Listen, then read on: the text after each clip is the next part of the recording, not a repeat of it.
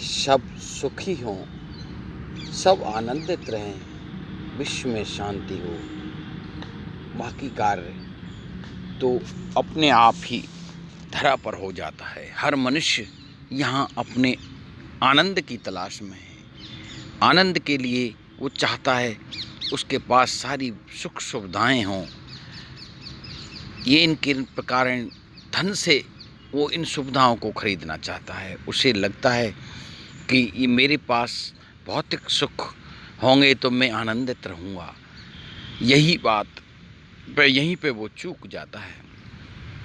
आनंद के लिए किसी भौतिक सुविधा की शायद आवश्यकता नहीं। आनंद एक ऐसी कल्पना है जो आपके अंदर ही उपजती है। आप भौतिक सुविधाओं में भी आनंद ले सकते हैं, आप परिवार में भी आनंद ले सकते हैं, आप कहीं भी दुनिया के हर कोने को परिवार बना सकते हैं, अपने मित्र बना सकते हैं। आप आनंद ले सकते हैं भगवान की सृष्टि का, उसको अपनी बनाकर।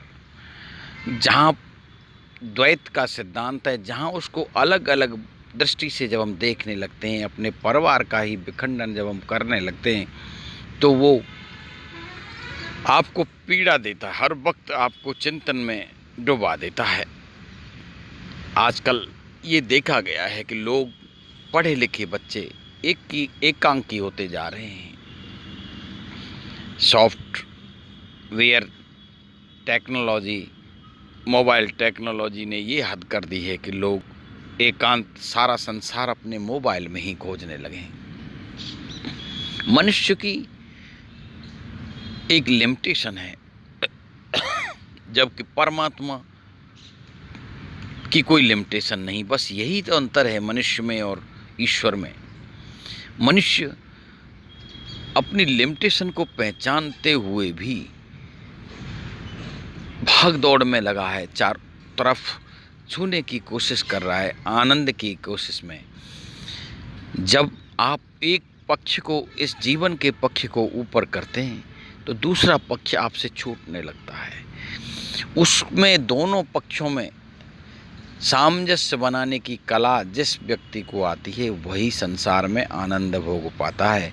दुखों सुखों में, भौतिक संसाधनों में और भौतिक संसाधनहीनता में भी जो लोग सामंजस्य बनाते हैं वो सही माने से अपने आप को, संसार को जीतने वाले योद्धा के रूप में समझ सकते हैं। आपने देखा होगा कई बच्चे परिवार से अलग हो रहे हैं, उन्हें परिवार में कोई सुख नज़र नहीं आ रहा।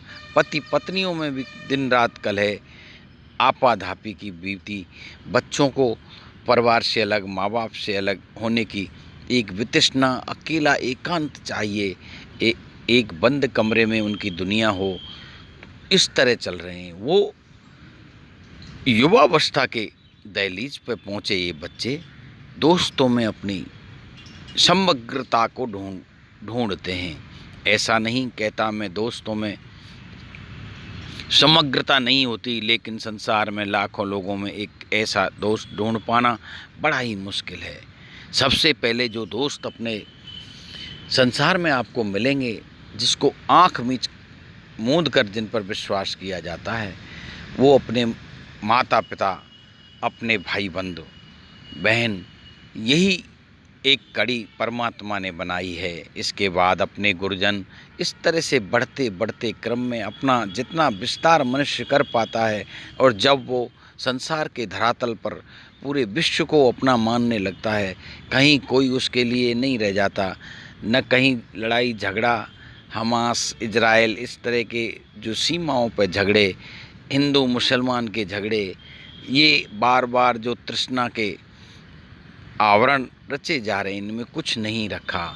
आप हमेशा अपने परिवार को मजबूत करें, अपने परिवार में प्रेम का वातावरण बनाएं और अपनी खुशियों को अपने परिवार के सहारे ही ढूंढें, तो मेरी समझ में ये उचित रहेगा। बच्चे आजकल दोस्तों की तरफ इन चीज़ों को ढूंढ रहे हैं। एक सच्चा दोस्त बनाने में सदियों निकल जाते हैं। कई पीढ़ियों के गुण धर्म के पश्चात तुम्हारा उससे जुड़ाव होता है माँ बाप से।